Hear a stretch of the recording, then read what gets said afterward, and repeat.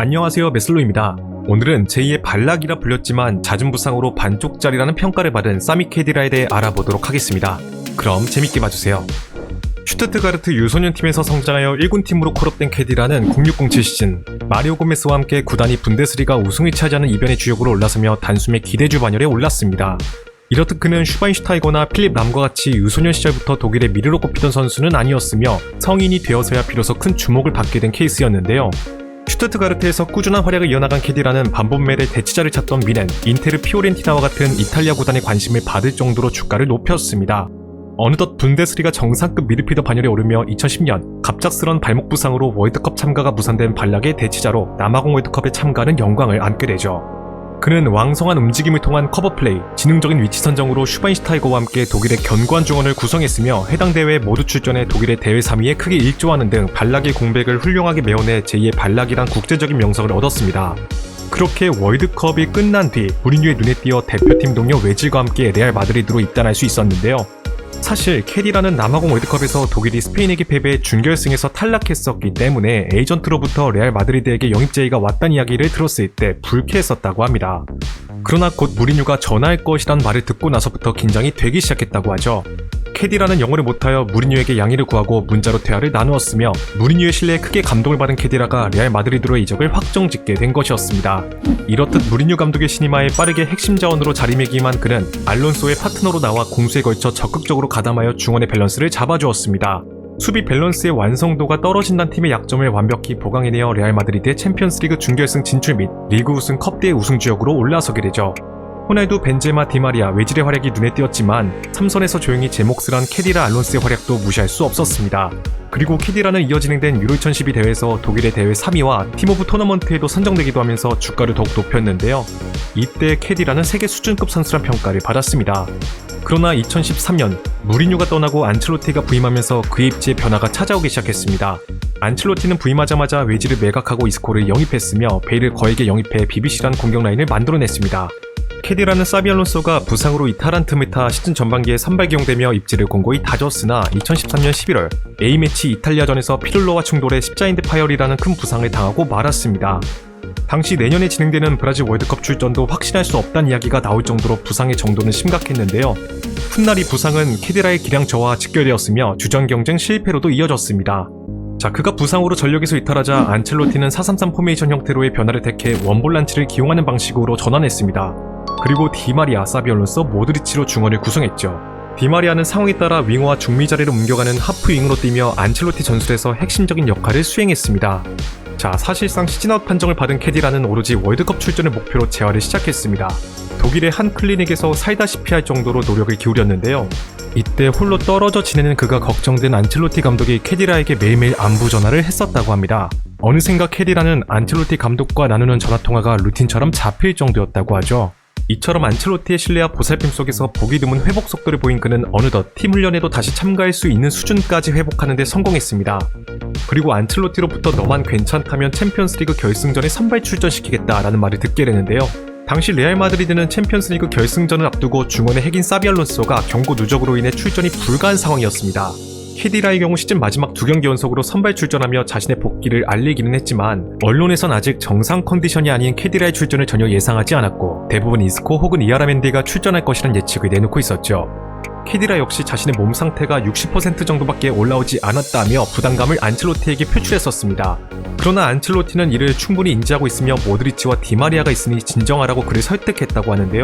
결과적으로 결승전에 선발 출전한 케디라는 우려처럼 좋지 않은 경기력을 보이며 교체 아웃되고 말았습니다. 하지만 레알 마드리드는 기적을 써내려가며 라데시마를 달성하는 데 성공했습니다. 이후 컨디션을 끌어올리는 데 성공한 케디라는 자신이 그토록 고대하던 월드컵 무대에 호기롭게 나섰습니다.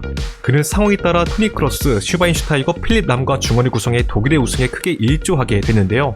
케디라 입장에선 챔피언스리그 우승 및 월드컵 우승을 거둔 최고의 한 해였으며 자신의 커리어를 스텝업할 수 있는 중요한 순간이었습니다. 그런데 대표팀 동료 토니 크로스가 레알 마드리드로 영입되며 그 입지에 큰 변화가 찾아왔습니다. 주전 경쟁에 적신호가 켜진 케디라는 이때 아스날, 첼시, 미넨으로부터 관심을 받았는데요. 특히 미넨과는 사전 계약설이 돌기도 하는 등 베켄바우 회장이 필립 람과 슈바인슈타이거와 호흡을 맞추는 것에 기대감을 드러내기도 하면서 미넨으로 이적이 기정사실화되는 분위기였습니다. 당시 레알 마드리드와의 재계약 협상에도 진전이 없어 이적이 곧 성사될 것처럼 보였죠. 자, 케디라가 레알에서 받던 주급은 8,400만원으로 그는 협상 과정에서 무려 3배나 많은 2억 5천만원의 주급을 요구했었다고 합니다. 당연히 과도한 요구에 레알은 상당히 당혹스러워했고 호시탐탐 그를 노리던 아스날은 높은 주급 조건을 듣고 영입전에서 발을 뺐는데요. 또한 첼시 역시 부담스럽단 반응을 내놓으며 소극적인 태도를 보이기 시작했습니다. 이렇듯 레알과 재계약 협상이 이뤄지지 않은 것은 물론 미넨과의 협상도 진전되지 않으면서 결국 케디라는 계약이 종료되는 2015년에 레알 마드리드를 퇴단하는 것이 확정되었습니다. 그렇게 레알에서 마지막 시즌을 보내게 된 케디라는 월드컵에서의 활약이 무색하게 14-15 시즌에도 부상으로 고전했습니다. 한때 모드리치의 부상으로 출전 기회를 얻어 입지가 급부상해 안첼로티가 그를 다시 스쿼드 계획에 포함시킬 것임을 밝히기도 했었지만 케디라는 시즌이 끝나면 레알 마드리드를 떠날 것이다. 레알 마드리드에 대항하여 내리는 결정은 아니다. 새로운 도전을 원한다. 라며 팀을 떠날 것이란 입장을 못 박았습니다. 결과적으로 2015년 자유계약으로 풀린 케디라는 유벤투스로 이적하게 되었습니다. 자, 유벤투스는 구단이 가진 명성을 이용해 수준급의 자원들을 FA로 영입하는 정책을 펼치고 있었는데 종종 베테랑 선수들을 FA로 데려와 회춘시키는 경우도 있었습니다. 케디라 역시 이러한 정책의 하나로 영입된 선수였는데요.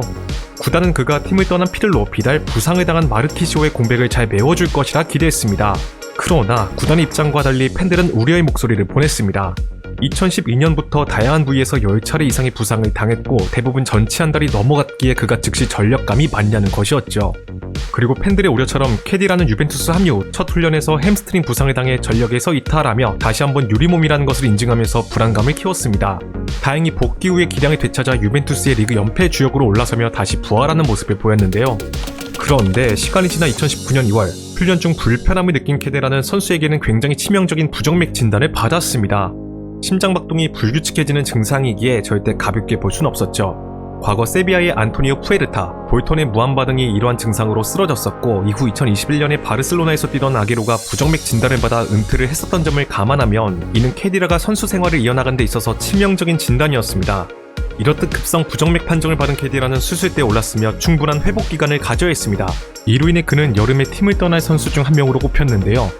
언론에서도 새로 부임하는 사리 감독의 전술과는 맞지 않다는 이유를 들며 만주키치, 마투이디와 함께 팀을 떠날 것으로 예상했습니다. 그러나 사리 감독은 그를 자신의 계획에 포함시켜 백업 자원으로 기용할 것임을 밝히게 되죠. 하지만 사리의 신뢰에도 불구하고 그는 부정맥 수술 후 급격한 기량 저하로 인해 실망스러운 경기력을 보여주며 팬들로부터 신뢰를 잃고 말았습니다. 주급도둑, 사실상 없는 선수라고 불리며 팀을 떠나란 맹비난까지 받았는데요. 하지만 그는 돈을 위해서가 아니라 챔피언스리그 우승을 위해 유벤투스에서 뛰고 있다며 자신이 유벤투스에 계속해서 잔류하는 이유를 설명했습니다. 자, 시간이 지나 2020년 신인 감독으로 부임한 피를로는 잦은 부상을 당하는 케디라를 본인의 구상에서 제외버렸습니다. 그렇게 20-21 시즌 개막 후 단 한 경기도 뛰지 못할 정도로 전력의 자원 취급을 받았는데요. 팀 훈련만 주기적으로 소화했을 뿐 리그와 컵대에서 모두 제외되어 실전에 한동안 나서지 못했습니다.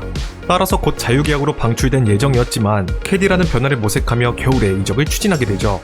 당시 은사 무리뉴가 이끄는 토트넘, 안첼로티가 이끄는 에버튼과 같은 프리미어리그 유수의 클럽들과도 연결되었으나 결국 2021년 2월 자국의 헤르타 베를린과 계약을 맺으며 10년 반 만에 독일 무대를 복귀를 선택했습니다. 이번 6개월 계약에 추가 2년 계약 옵션이었는데요. 그가 베를린으로 이적한 것은 구단에 근무 중인 옛 동료들의 영향이 컸습니다. 이처럼 케디라가 갑작스럽게 영입되자 팬들은 리카투사르 겐두지, 다리다 등이 버티고 있어 그다지 보강이 필요하지 않는 중원에 실전 감각도 없는 베테랑을 영입한 것에 의문을 표했습니다. 이에 대해 경기 감각은 없지만 베를린이 강등권까지 떨어질 만큼 많이 흔들리고 있는 상황이기 때문에 현재 구단엔 위닝 멘탈리티를 심어줄 수 있는 리더가 필요해 그를 영입한 것이란 주장이 중론으로 여겨졌는데요. 결과적으로 베를린은 리그 14위를 기록하며 가까스로 잔류에 성공했으며 케디라의 경우에는 자신의 몸 상태가 최고 수준에서 뛸 상태가 아니라고 생각해 시즌이 끝난 2022년 5월 은퇴를 선언했습니다. 사미 케디라는 스타 플레이어는 아니었지만 팀에 헌신하는 미드필더로 B클럽에서 오랜 기간 활약할 수 있었습니다. 혹자는 공격진을 빛나게 해준 언성 히어로였다고 평가하기도 했는데요. 자, 여러분들은 오늘 이야기를 들으면서 어떤 생각이 드셨나요? 댓글로 의견을 남겨주시면 감사드리겠습니다. 자, 오늘의 영상은 여기까지입니다. 재밌게 보셨다면 좋아요와 구독을 부탁드리며 다음에는 더 재미있는 컨텐츠로 찾아뵙도록 하겠습니다. 감사합니다.